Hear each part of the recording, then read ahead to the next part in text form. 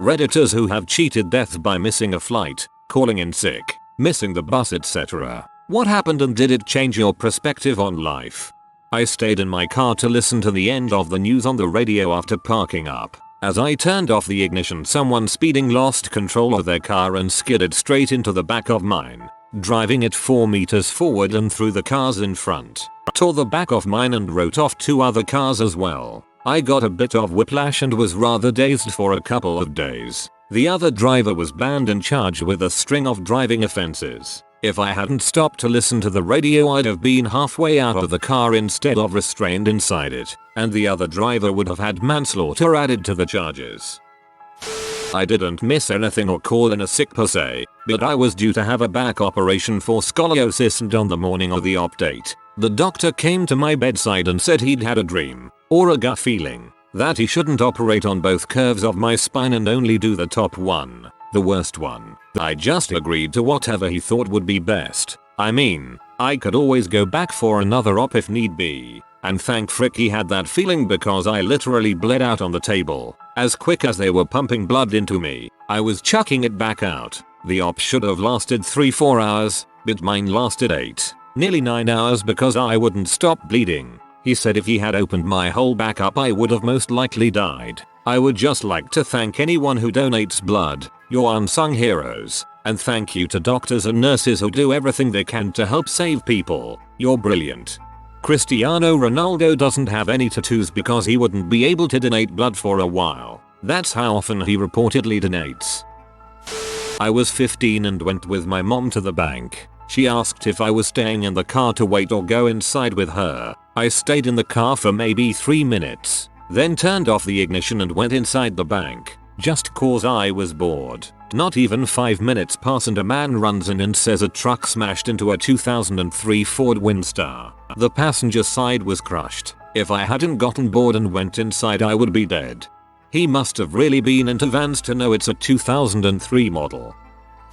I was leaving the mall after buying some clothes for a wedding I was attending and began to walk to my car. As I was getting into my car, I realized I didn't buy a tie and had to go back in. I got out of my car and a small pickup truck slams into the back of my car and pushed it into the center of the parking lot aisle. The entirety of the back of my little Ford Focus was completely crushed and the guy inside died. Turns out he was drunk and was coming from the bar across the street to go into the mall for the food court and hit my car. Thank God for your fashion sense. I was recently in Lima waiting in line to go on a bus tour to San Cristobal when my dad decided that we didn't want to go there and instead went on the tour to Miraflores, which is the richer part of Lima. That bus ended up falling down the hill, killing at least 8 and injuring a lot. After that we went back home and thought about how our vacation could have ended drastically different. I had no clue what happened during the tour until the family in front kept getting calls and I heard them say that they were fine. Later the tour guide told us about the accident. I was in a terrible car wreck on a family road trip when I was 9 years old, ejected out the passenger window while it flipped over 3 times. All I suffered was a head laceration and minor concussion. My sister and mother were fine. They were wearing their seatbelts. I was not wearing mine. Here's the clincher. If I had been wearing my seatbelt, I'd be dead because where I was sitting, the back passenger seat, was completely crushed. Only moments before the accident I took my seatbelt off so I could reach in the front seat where my backpack was so I could grab a Calvin and Hobbes book. My perspective hasn't changed much. The rare story where not wearing your seatbelt saves your life. I was relieved to read the part of your family being okay too. I did not want to see that you had somehow survived and your family died. That's a twofold blessing right there, man. I was supposed to speak at a conference at the World Trade Center on 9/11. My late husband has family and friends who live in NY and NJ. They were going to meet us at the WTC Plaza so we could do the tourist thing after I finished my presentation. But, at the last minute, the conference organizers had a cancellation at an event in Houston and asked me to fill in there instead. I will never forget the relief in my mother-in-law's voice when she called to make sure that we didn't make the trip to NYC, or how that relief turned to fear and then to anger as other family members started reporting in. The cousin who was supposed to be our tour guide that day worked in the towers and he didn't make it out. It's hard to be relieved that you escaped a horrific death when you're grieving for someone who didn't.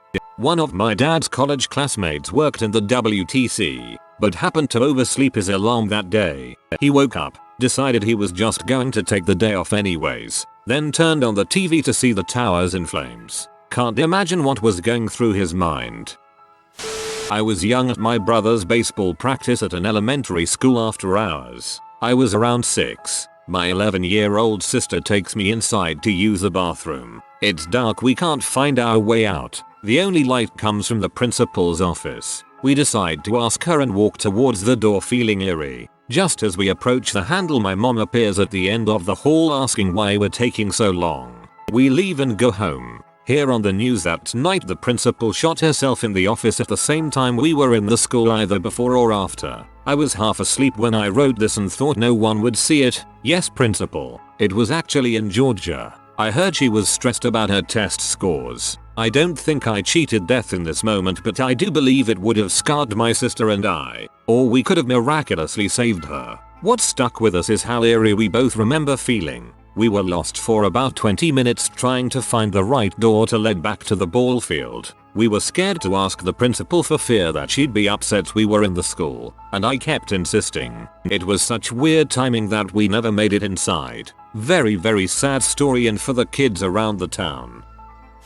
I was at a mall once with my brother and mother, and we were on vacation, so we were walking all day. My mom wanted to go to this one store to go Christmas shopping for my other brother, but my brother that was with us was tired and wanted to get supper. My mom kept arguing with my brother that she would have only been a couple minutes. But since my brother that was with us is a complainer, we decided to go for supper. We came back from supper that evening and learning that there had been a shooting in that mall like 5 minutes after we left, and it was right in front of the store we were going to go to. A couple of people died and me, my mom and my brother were terrified the rest of the night. Went back to the hotel for the night and watched the news, and didn't go to that mall the rest of our trip. We would have been right there in the middle of the shooting had we actually went to that last store my mom wanted to go to. So it's a good thing my brother complained about going for supper.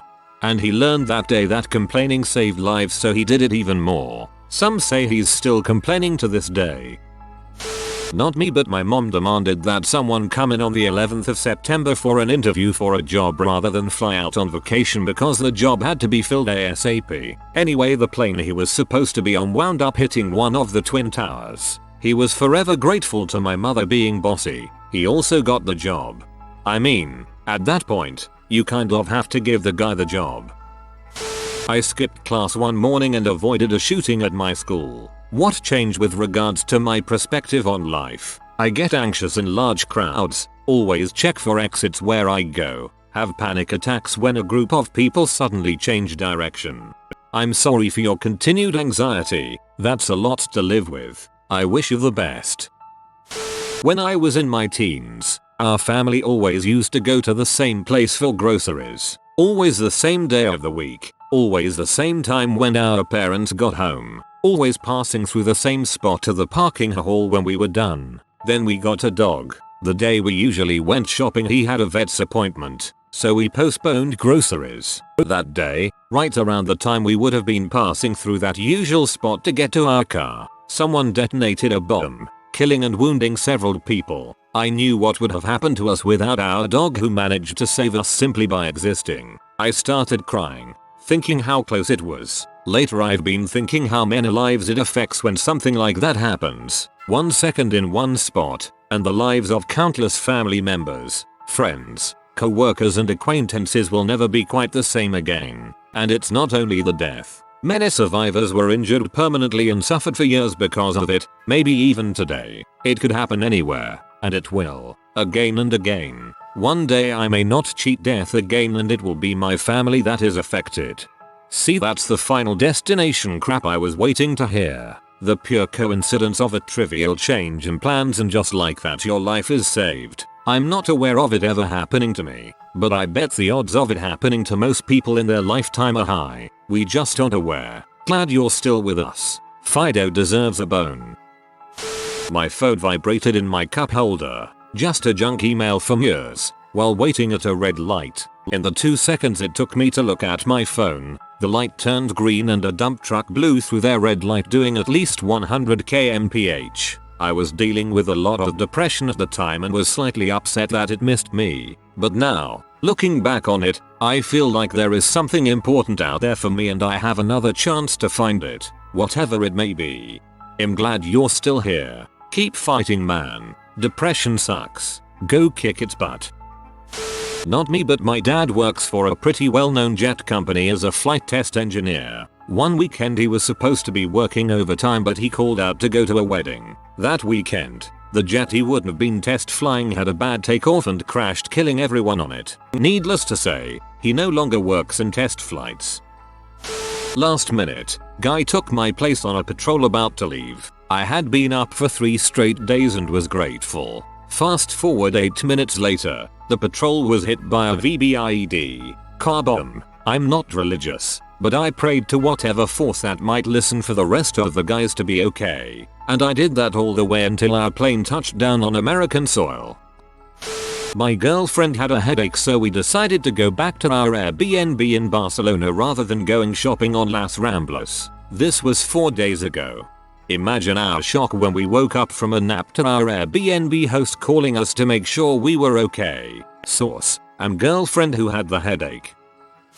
I was at the Ariana Grande concert in Manchester and was planning to leave before the encore, out the main entrance like I usually do to miss the big crowds. However, I decided to stay to the end of the concert because I'm quite a big fan of hers. Fast forward 3 minutes to the end and a bomb went off at the entrance I was planning to leave through right at the end of the concert. Scary to think it could have been me. It sounds horribly narcissistic to think about that when I walked away unscathed while people lost their lives. But it still really messed me up even now a few months later, thinking how I might not have been so lucky. That's not narcissistic, that's being aware of your situation. Glad you're okay. Got in a fight with my best friend, so took a different car than him. Probably our first real fight ever. Waited for him for over an hour. I half joked he probably got killed in a car accident. Saw his truck smashed to a pulp on the news a few hours later. Jesus. I'm sorry to hear that.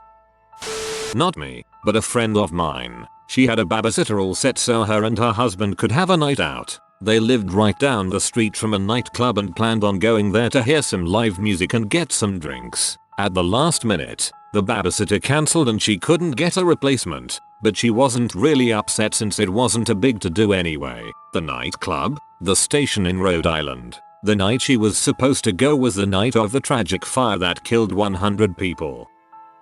My dad used to run marathons. He ran the Boston Marathon one year and promised to take me to the next one to watch him finish. But then my mom divorced him, causing him to get off of his running routine, and he wasn't prepared for the marathon when it came, so we didn't go. That year the Boston Marathon bombing happened near the finish line just a few minutes before my dad's usual finish time. So I would have definitely been standing in that general area waiting for him when it happened.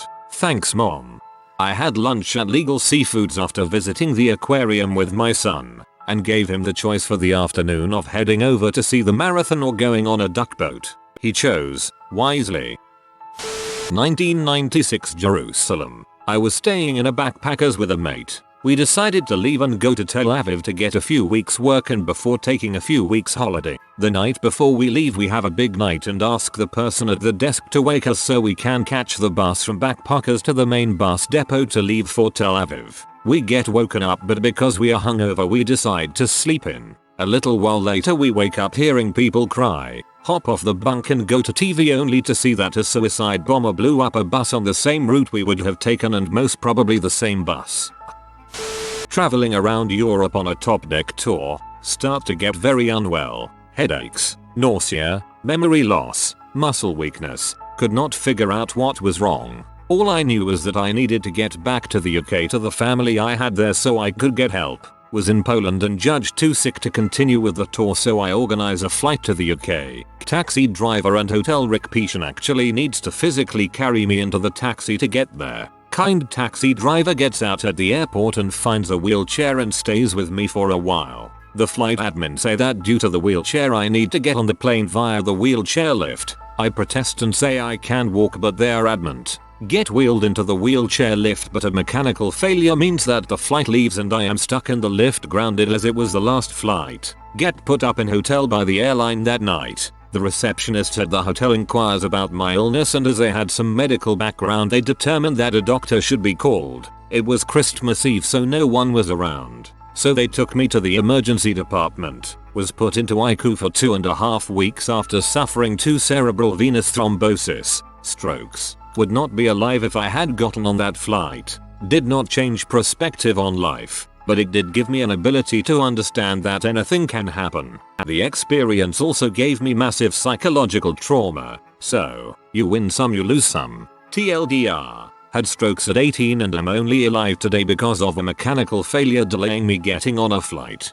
Please next time seek help in the hospital. Don't travel back to the UK. If you had a card and this was an emergency, it will be covered. When I was in college, my friend's father had recently passed away and I had invited him and his sister to join me and my friend for a float trip down the river. Something to help clear their minds, you know. At the last minute, they had to bail on the plans and stay home with their mom, who was still an emotional wreck. 5 minutes after heading back from the float trip that day, I was hit by a drunk and we flipped 2 times down a ravine off the road. My car totaled. In the back seat, where 2 missing guests were supposed to be, my trunk folded back through the rear window and into the seats. They would have both been killed, leaving their mother just weeks after losing her husband. She would have taken her life. I'm sure of it. My mom's friend had a job interview on the 11th of September at 9:45 in an office located in the World Trade Center. He rescheduled it because his wife went into labor. I couldn't even imagine. 2 miracles at once. Birth of your child and your life being saved. Crazy. My fiancée, now wife, and I were shopping for a wedding ring for me. She took me to a store to show me her first choice with the option to go to another store directly opposite if I didn't like it. Fortunately, I liked the ring a lot, and we ended up buying right away and going directly home after. Not 20 minutes after leaving the store, we heard on the radio that there had been a shootout between burglars and security guards at the jewelry store we ended up skipping. Several customers had been shot. Similar taste in wedding rings may have saved us that day. I was a deckhand on the Edmund Fitzgerald from June to August 1975 when I went to college. It broke up and sank with the loss of all hands in November 1975. RIP to my friend Carl, who was aboard. My fiance was leaving my house to run an errand. My dad was on the way home, so I stayed to talk to him since I hadn't seen him in a while. He had seen a terrible accident on the way home and talked to me about safe driving. I wasn't a great driver. Turns out he has seen my fiance's car. A truck didn't have stop bars between its rear tires. We think my fiance got distracted and drove under the truck. He was decapitated instantly. If I hadn't wanted to talk to my dad a bit, I would have died too. Years later, I still am diligent about telling people I love them and how much they mean to me. I don't remember if I told my fiance that as he was leaving. I will never remember our last words. I am also a better driver and have all the safety features available on my car. Tell people you love them. Tell them why you love them. Tell them often. I'm so sorry for your loss. That story is heartbreaking. I broke my leg in a car accident on my way to Manchester Arena to see Ariana Grande with my 2 nieces in the car. Thankfully both unharmed. My sister-in-law was going ballistic until the whole bombing incident. Never been so happy to be rear-ended.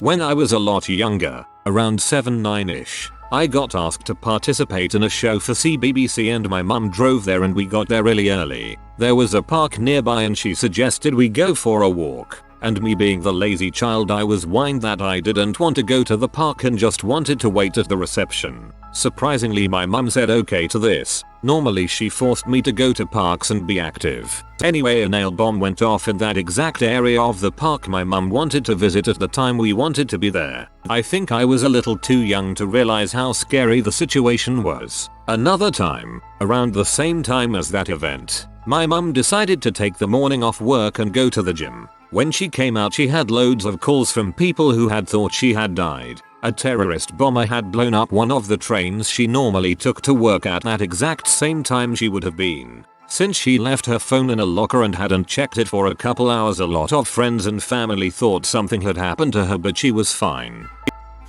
July 2005, I was waiting for a number 30 bus that was already due. but was really thirsty. I wasn't going anywhere that I needed to be punctual for, and there were other buses going that way, so I went to a shop, bought a can of Coke and came out to see my bus pulling away from the stop. No big deal. And then BSP. I get on the next bus along and soon we hit a diversion. On the usual route I can see police, ambulances and thousands of people out on the street. Eventually the driver tells us that the service is terminating. As we get off, the street is full of people and a really tense atmosphere. I asked someone what was going on and found out that an hour earlier 3 bombs had been set off on the tube, and a few minutes ago the number 30 bus was blown up in Tavistock Square. And then BSP. Obviously I don't know where I would have sat on that bus, if I'd have survived the explosion or not, but it shook me up for a few days. It didn't really change my perspective. But oddly enough, for a few months afterwards I kinda felt like the chances of avoiding that situation only to be caught up in any kind of repeat were so slim that I felt less concerned that a lot of people around me. I know a few who were worried about using the tube for a little while, but I felt almost like I'd been given a free pass for a while. I've read a few responses involving a bus and terrorists. This seems to be alarmingly common. Better yet, a lot of these stories revolve around travel. I'm curious if the likeliness of dying is increased when traveling. Hamar, show her thoughts. I suppose this is more traumatic experience, but it's almost shocking it didn't end in death. In high school, a lot of my friends were talking about going to a basketball game against the rival school. I don't think I had ever attended a sport event in school, but everyone seemed really freaking hyped and I wanted to go to at least one game to see what it was like. I had gotten dressed for the game, and when it came time to take the walk back to school, I realized how hot it was. Gotta love AZ. Said frick that and went back to my room to hang out online. I get a text later that night from my dad asking if I was okay and did I see anything, and poor confused me had no idea what happened. Come to find out, some gang members ended up at the school and shot at the building where the game was taking place. The brilliant security at my school thought locking everyone inside the building, literally shoving students into the gym and shutting the doors behind them, was the best way to deal with a school shooting. Luckily no one was hurt, but they very easily could have been. The only way it affected my life, aside from having my bag searched when I entered the school, was that I realized my laziness had managed to save me from dealing with that particular incident and whatever trauma that would have come from it. Obligatory, not me, but my grandma. My grandma and her husband, not my grandpa, more like step-grandpa, both worked at the Alfred P. Murrah Federal Building in Oklahoma City. My grandma, already on vacation in Texas, decided to not drive the day she originally planned for and extended her leave one extra day, the 19th of April, 1995. That was the day of the Oklahoma City bombing. Unfortunately, my step-granddad lost his life in that bombing, among many other people. I still remember my grandma on TV speaking on the tragedy, and her story was even published in one of those Chicken Soup for the Soul books. I don't remember which one. I'm thankful for my grandma still being here with us today, but also saddened so many people lost their lives to a vicious terrorist attack. She's become a more adventurous person in her life since and now travels wherever and whenever she can. If you are new to the channel, you can subscribe. I publish new videos every day. Until then, check another video.